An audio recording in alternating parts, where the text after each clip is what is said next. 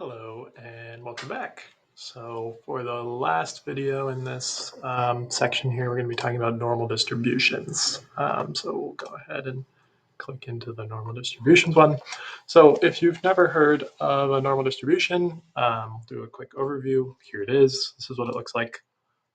It's a sort of statistical thing where the idea is that the area under this whole curve is adding up to like 100% or a 1 sort of probability. And then the like likelihood of something, really for any like measurement or thing or sort of like social analysis, it clusters around the middle.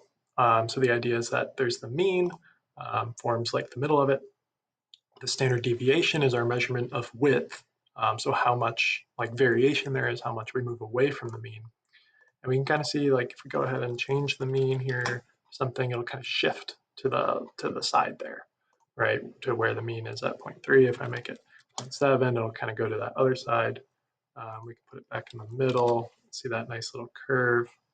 I can change that standard deviation. It's a weird little hump there. So standard deviation, like I said, is going to be the width. So if I make this smaller, say 0.05, it's going to get like shrunk down and go higher up, sort of squeeze in that way. And if I make this bigger, like a 0.3, it's going to get really like flat and wide and say we have a lot of variation, not a lot of probability change as we extend outwards. That's just kind of the overall shape. We'll look at sort of the meaning behind that, I guess, a little more in some examples. And so here, yeah, let's do one on like measurements. So say you wanted to measure like a board at home, you wanted to get the length, and you have like a little kid helping you. Says son, I don't have a son. I'm gonna make this example my cousin. Say like your little cousin is helping you and he's 3 years old. So he's gonna do his best, but he's not a great, like measurement guy, but it's good to learn. And so we go ahead and take 20 measurements with the help from a 3-year-old.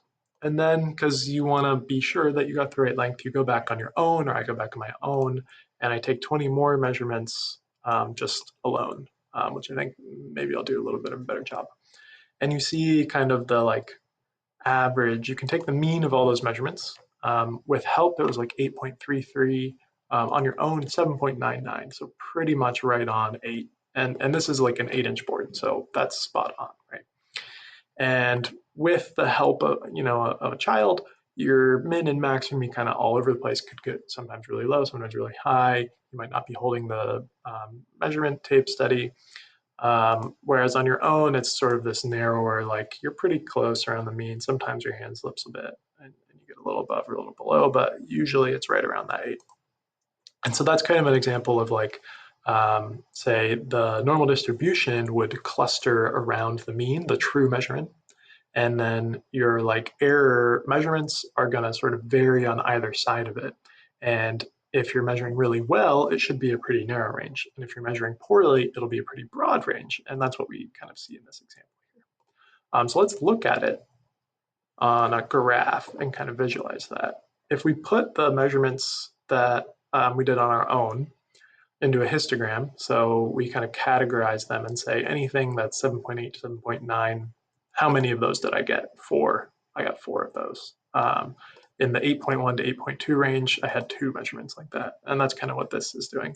And maybe you can see the normal distribution here. It's like kind of got that little like hump and extension, but there's not very many measurements here, right? 20 is not that many to do normal distribution. If we took 1,000 measurements like this of the same problem and did the same histogram, you might start to see it forming that normal distribution with the mean in the middle around 8, and then some standard deviation for that width there. And so that's kind of like an example of a normal distribution in engineering is in measurements and measurement precision there. So let's continue looking. Again, I already showed some different shapes, but here they are again. If you look with the same standard deviation, 2 different means, you can sort of skew to the left or skew to the right. With the same mean in the middle, 2 different standard deviations, you can see it sort of like when it's small, it kind of crunches in, and when it's big, it sort of spreads out. And that would maybe be like your example of measuring on your own is going to be this like narrower region, and measuring with the help of a 3-year-old is going to be this wider region, but they're both going to be around the same mean, for the true value. So one application of this is to know like how precise not only your ability to measure, but how precise your tool for measuring is. And especially when this comes to sensors where the measurement is automated and you don't have much control over it, this could be really important. So say you wanted to pick like a force measurement device, and you have these 4 different tools, you test them out, you take 10 different measurements for each, and you want to see which one is the most precise. So what you're going to do is calculate the standard deviation. And see the variation in those measurements, how narrow or broad that normal distribution is. So in Excel, the syntax for that is here. It's this standard dev.p. There is a standard dev.s that does sampling effects, statistics stuff. Don't worry about that. We're not going to use that in this class. Just use the standard dev.p. So we need an equals stdev.p, and an autofill if you want. And then I want to take all of these measurements as my argument, put them in. Okay, so standard deviation for tool A is 18.6. So these forces are, like hovering around the 120 range, and this one will kind of vary up and down with a standard deviation of 18. So kind of high, actually. I can go ahead and drag this over, and it'll kind of deal with those blank spaces. It'll give an error because there's, look, there's no nothing to take standard deviation of. I can delete those. And I got the standard deviation for each tool. So we can see A and B pretty high relative to C and D, which are about the same, down at 9. So the best tool here is going to be tool C. And that's because the standard deviation is the smallest, meaning it's the most precise. And that means that the variation measurement to measurement is going to be less, which is a good thing. If you measure the same thing over and over again, you want to get pretty close to the same result. So you want your standard deviation to be small. There's a note, it could have been B as tool D, depending on the measurements. These are pretty close together. They're about the same. That's fine. So some practice doing these things. First, the mean, which helps characterize our normal distribution. That's going to be average, remember from previously. So there's no mean function in Excel, but there is an average, which is the same thing.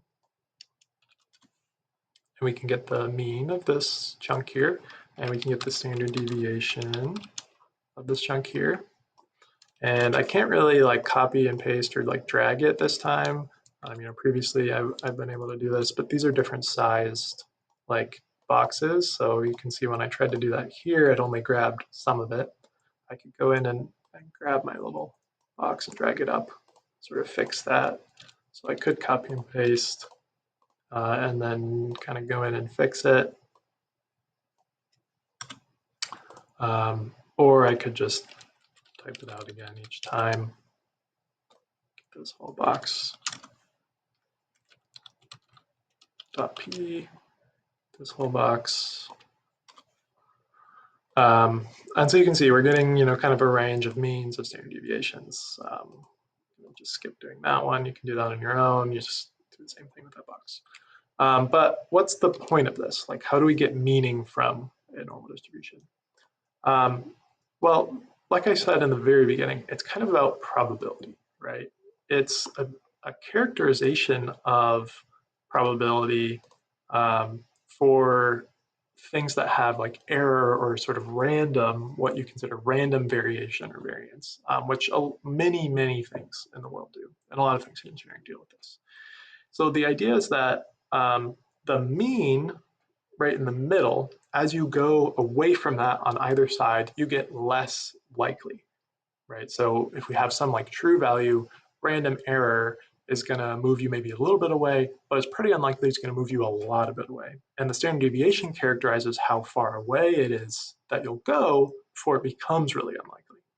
So these red bars here are marking standard deviations, right? Like a whole amount of one. So if we're right in the middle of the mean and we go, this is 1 standard deviation away, the area between those two under the curve is 34%. And the same to the other side, 34%. Now that might sound a little bit random. It kind of is a little arbitrary, but what the point is, it comes from how we defined standard deviation.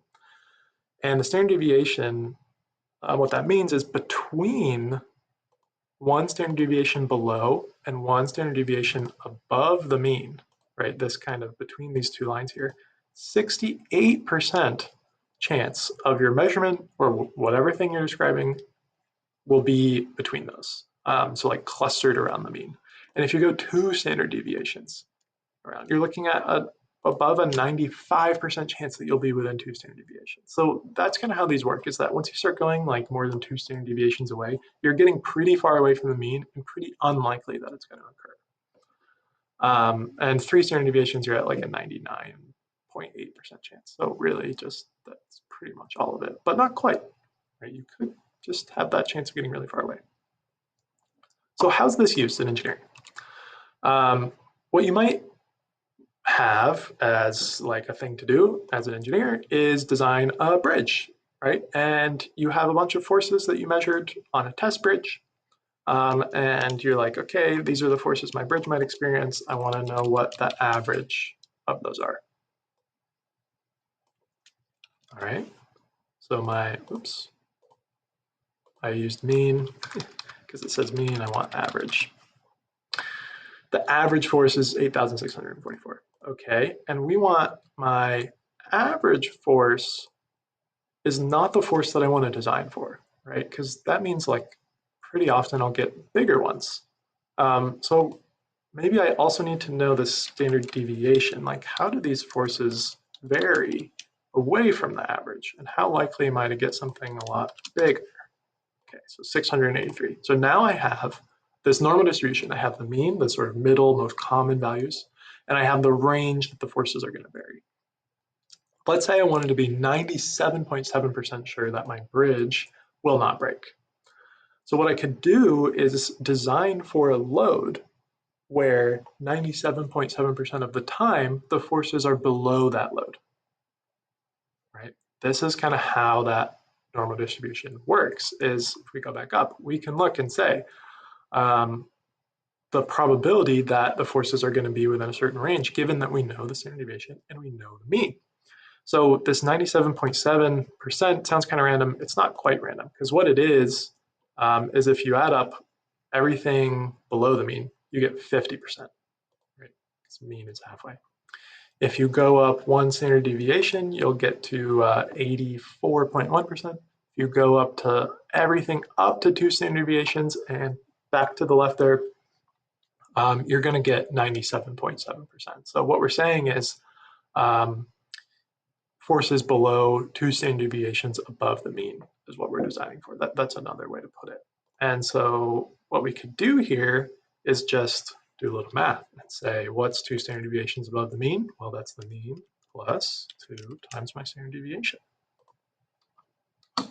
10,009. Okay, so 10,009, what's that number mean? If I design for a maximum load of 10,009 newtons, then I can be 97.7% sure that my bridge won't break, because that is the likelihood that the forces it experiences will be below that maximum load. That's kind of the idea here. And just sort of take a second to let that sink in, what's going on. And I'm gonna move forward to another example, right? The 97.7 is confusing. It's kind of like a random number, and maybe we don't want to have that. So there's another way to do kind of what we just did in Excel. You might have this question of, I want to be some percentage certain that my value will be below something, right? And that was kind of what this question was, is that how do I figure out the load to be 97.7% certain that that's a high enough load? So Excel has this norm.iv function that does that, norm.inv, inverse. It inverses a normal distribution for you. So you give it a probability, like 97%, you give it a mean, you give it a standard deviation to characterize your thing, and it will tell you the number, right? So exactly like this problem we just did, we could redo it again with this Excel function. We say equals norm.inv, 97.7, that's going to be 0.977. Remember how percentages work. My mean was this, comma, my standard deviation was this. There's my entry. And you can see it just spits out 10,006. That's pretty close to the 10,009. So the point is we just redid this problem, but with one function in Excel. And the strength of it is we no longer have to do that weird little like adding up stuff in the normal distribution thing, because we could do it for any arbitrary percentage that we want. So what if I take that again, and I now want 98%, just like slightly more confident. So I could put 0.98. I can grab that same mean, that same standard deviation, and now we can say, oops, we have a problem because I've just put a dot instead of a comma. So if we design for 10,046 newtons, that's going to be 98.